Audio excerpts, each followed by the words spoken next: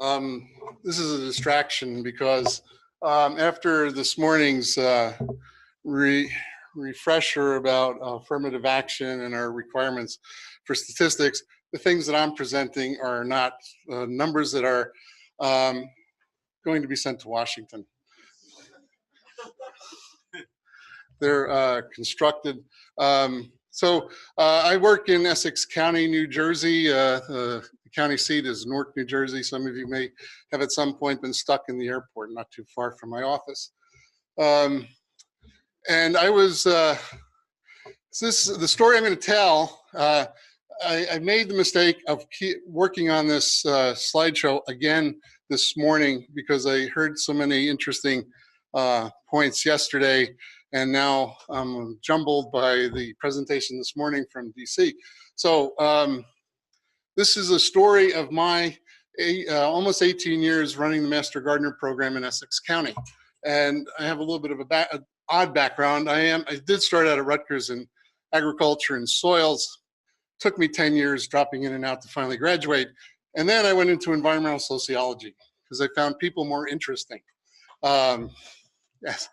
And I was hired by Rutgers to run the Rutgers Urban Gardening Program, one of the second round of urban gardening programs started by USDA back in the 70s.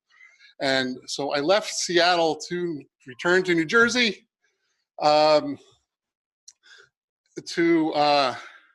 so yesterday's talk with Michelle drove home a point. I'm a sociologist, and one of the things I learned was to be reflexive, think about myself, otherwise known as being comfortable with your biases. So besides this weird hat, you may notice that I'm a white male. That's really an important point, and I usually I am working in a county that's much more diverse than when I grew up there back in the day. In 2000, the U.S. Census showed that 41.2% of the population was Black, that 41.5% was white. We had 15.4% Hispanic, about 1.7% Asian. Those numbers all add up to a little bit less than 99%. This year, the best numbers we have are Black population is 38.6, white is 31.1, Hispanic is 22.7, Asian population has also grown 5.3. The population hasn't changed too much. We're basically mostly, we're largely female, 52% both surveys. So I guess Essex County right now is the thing that I've heard talked about, and I didn't realize for the last 16 years I was living there. I didn't notice the difference, but it's a majority county, and I can't tell the difference, But I'm also reminded by the folks I work with that I am a white male, so I am part of the system. Those numbers I'm pretty comfortable with. So when I was hired, I came to Newark, New Jersey from Seattle to run the urban gardening program. So my other bias was I was a savior. I was coming to teach poor people how to grow vegetables. Anybody ever fall into that trap? All right. And it seemed natural because about 30 years ago, I spent 3 years in the seminary to be a priest. So I did, have these messianic urges. They've been tamped down by extension. And the other thing is I met a woman, I was Catholic then, so I changed my whole view on the priesthood too. So, but I do have these interests. I'm a former Peace Corps volunteer. I tend to like to help people. So I arrived in Newark thinking, God, well, everybody's going to benefit from me and my wonderful knowledge, right?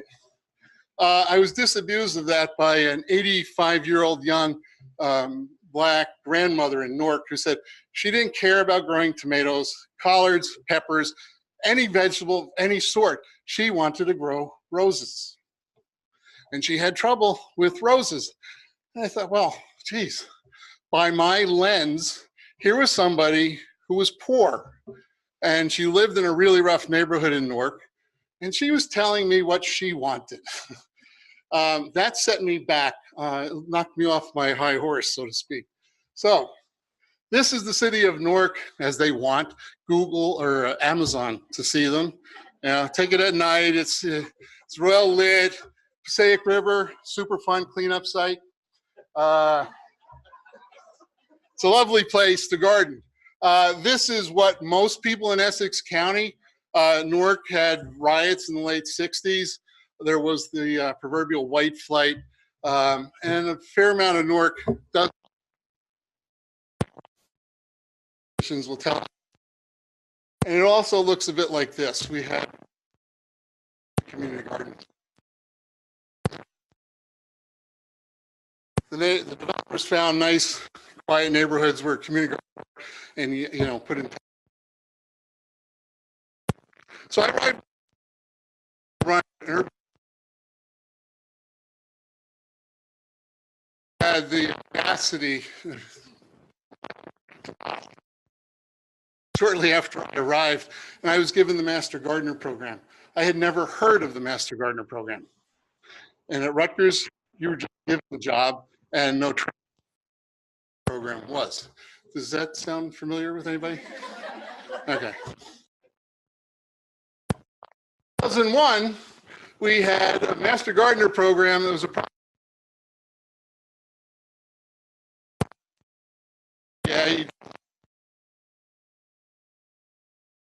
the previous show. So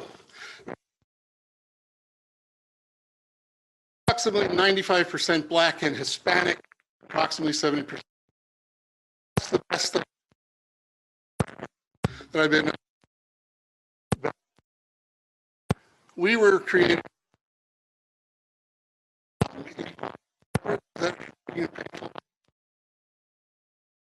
so this is being created by Rutgers Cooperative Extension, and it was reinforcing a lot of the biases that were in the community. And so I worked with our outreach, affirmative action. Woman who passed away recently, Mary Jane Willis. Oh, Mary Jane. I spent a lot of time talking with Mary Jane, and she said, "Jan, this is wrong. You probably figured that out all by yourself." And I said, "Yeah, I'm one person. I can't run two programs." And the absurdity of having two programs and being divided, you know, within the county was just plain wrong. Photo, that's intentional, because I have a feeling some of my Master Gardeners are going to somehow track. I have big flowery hats and a tea party in a garden. That's sort of what the program looked to me when I first arrived.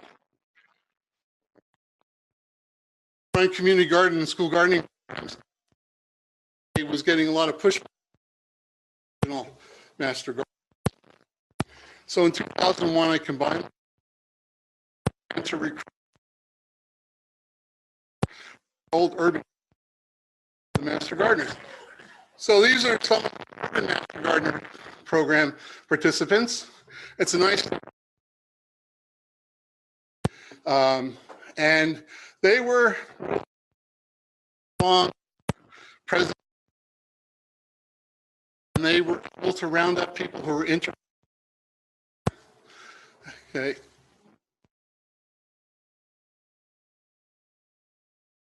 So what I found in 2001, so there's a discrepancy. The Master Gardener program cost $125. Program. So we have an independent association. Anybody blessed or cursed with those? I'm on the fence, usually in the negative. They provided scholarships. So I thought, okay, we have the economics. My Master Gardener training is on the west side of the county. Newark is on the east side of the county. Essex County, its widest, about 14 and a half miles. Can sometimes take 2.5 hours to traverse that distance. Think lots of people, too many cars, you know. Training is on the west side of the county. There is no public transit. Nobody from east side of the county, some of the poor communities, took advantage of that. We recruited, we got people to sign up. We had people show up for the first class or stay till the second class, and they left, they disappeared. because of the hassle. We tried carpooling. We tried everything. So 2001, we merged these two programs. The urban gardening program focused almost always on exclusively on vegetable gardening, and the Master Gardener program was mostly ornamental and landscaping, right? So we combined the two. I added community and school gardens to the curriculum. So I talked too much and I got the slides. So evolution from 2001 to 2004, gardeners were 100% white and 90% female. 2005, we got creative. We worked with agencies to provide transit. So they provided free buses. Access to the program, we went from 100% white to 50% underserved Black, Hispanic community members joined us. And we had a few more men show up. Relying on public politicians, as this in general is unreliable. Those buses only were able to last for 2 years. And in 2007 to 2009, we were back up to the kind of dire straits we were in before, 90% white and about 80% female. In 2010, the county opened a new community center in Branchbrook Park in Newark. If anybody's ever in Newark, and I can't tell you when because of the weather changing, it has the largest cherry tree collection. It's the county executive's apple of his eye. Sorry, the bad pun. But if he hears DC puts in 500 trees, he goes and installs 600. And he's got a fetish for this. So it's an amazing garden. It's the oldest county park system in the United States. It was designed by Olmsted. Lots of people come in April, May. Sometimes they bloom in February, now March. But in that park, there's a community center where we move our training. It was renovated and available to us in 2010, and immediately we dropped back down to improved or not dropped. We upped our numbers with the underserved community. Non-white participation increased to 50% and 25% male. And what we do now is we alternate every year. Community center in Newark is available to us on odd years. So this September, the graduation class is in 2019. So starting this September, we're moving back to Newark. So every year we alternate between the east side and the west side of the county. And that does have an impact on us. In 2018, this current class, we're at 50% white and female. Our numbers are improving with the non-white or underserved population. We've become more accessible. People have started to enjoy each other, and they're selling the program. The volunteers themselves are selling the program to their members of their communities. And we're increasing a bit our male population. In 2019, these numbers are based on the registration. Our class size averages from a low of 25 to a high of about 45 each of these years. And this year, right now, we have 30 people registered for the program in Newark, 60% Black and Hispanic, 40% white, 30% female. So I'm reading people's registrations. I don't know anybody's gender unless they go by kind of European traditional names that I identified. So I'm not so sure, it could be, again, 80% female, or it could be 70% male. We'll find out on September 11th. So over the years, our program has created recreational horticultural program for seniors, otherwise known as hort therapy. We have a master gardener, an African-American woman who is a certified horticultural therapist who completed our training as a master gardener. Now we're going to actually offer horticultural therapy. We've put 4-H on life support, I guess might be overstatement, but 4-H program in our county was failing because of lack of volunteers. Our master gardeners are heavily integrated and involved and are growing that program. This is what's really cool. The former Peace Corps volunteer, me. I don't know what's going on in these communities. You arrive, just figure out who's the guest speaker. the white guy in the room. Why is he here? Communities. So I listen, I try to listen. I don't know what's going on, what these communities need. They do. And what was really cool, a veteran came through our program in 2004, 2005. He was with the group from Newark that rode in on a bus. He took the Master Gardener training, didn't see him for a couple of years. He did his hours. He started a gardening program at the local VA that was incorporated into the substance and drug and alcohol abuse program at the local VA as a form of therapy. I would never have thought to go to the VA. Maybe I would have thought about it as I drove past it and say someday I'd like to work there doing a program. But the Master Gardener actually saw a need in his community. And from that program, we started a $3 million program in training veterans for urban agriculture and horticultural landscaping opportunities in our county. It was funded by that Passaic River Superfund cleanup. Politics got in the way. The $3 million provided 3 years worth of support, but that program began with a Master Gardener. The Master Gardeners decided to get involved in helping maintain the park system, cherry trees. They now work with, it's pretty common in New Jersey, we rely on conservancies to provide public goods like park maintenance. You love your county park, form a conservancy, raise money, raise volunteers, and the county doesn't have to pay for it.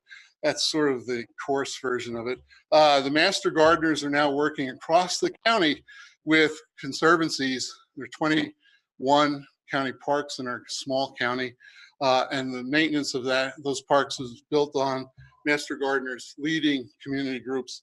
I forget what else is on that other slide. Our programs were always diverse. And I can tell you I can send our Master Gardeners out to a community, and we can guarantee we're going to reach a diverse audience. But what's changed over the last couple of years is we have diverse, the Master Gardeners are starting to look like the folks that they're working with. And that's a pretty cool feeling. So this is an example of the recreational horticulture for seniors. Every senior center in our county tries to get lined up for this event. And these are seniors. I'm almost of that age, it feels like, and they're making new friends. And these are the people who are supporting us and increase. So there's a teaser, like, how does this lead to improved funding? Well, it's embarrassing to say that my county office has been receiving $60,000 in funding from the county since 1994. And we're locked in for a few structural reasons with state laws. But the Master Gardeners and the clientele that we built lobbied the county where we found a new funding structure. We increased by 16%. Doesn't that sound really cool? It was 10 grand. Our state director of extension almost fell over. He's like, where did this come from? But we found a new structure to fund extension in our county. And there's 21 counties. There are 21 in New Jersey. There are 20 offices of extension in the counties, and they all fund themselves differently. So it's not a remedy for everybody, but it was the Master Gardeners who lobbied for us, and it was the increased programming in our communities. And so different locations, different students. So my tag was location, location, location. Sounds like I'm a former real estate agent, but Master Gardeners trained in Newark are younger and more diverse. By race, ethnicity, gender, and age. Our youngest Master Gardener through Newark has been 22 years old, a current undergraduate at Rutgers, Newark. Volunteers come to Newark training with an idea or project in mind. They're really entrepreneurial, and it's amazing some of the things I have to say, wait till you go through the training. complete your service, and then come back and talk to me. And it's like the day they knock off their service requirements and they're certified and they can offer new ideas, they're at my door. Roseland training, sort of traditional. People, it's the older, whiter group, and they like to join programs that are in existence already and continue them. So like I said, the EMGs in Newark are more entrepreneurial, and they leave really fast. A couple of years ago in Spokane, I heard one of the presentations about the differences in how volunteers are involved with us.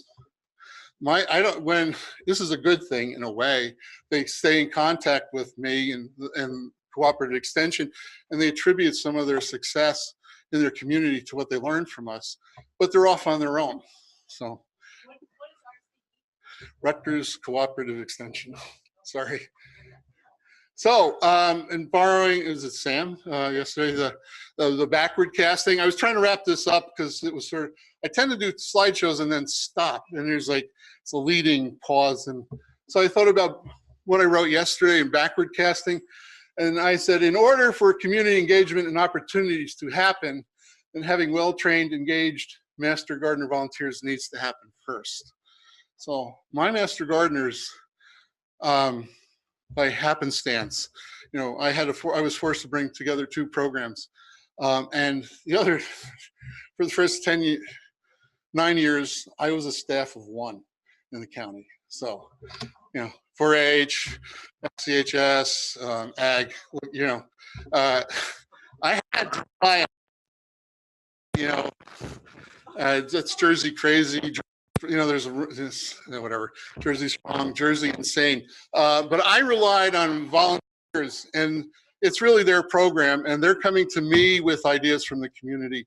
And I think that's how our program has increased in strength and viability. So that's it. I can take off this distraction.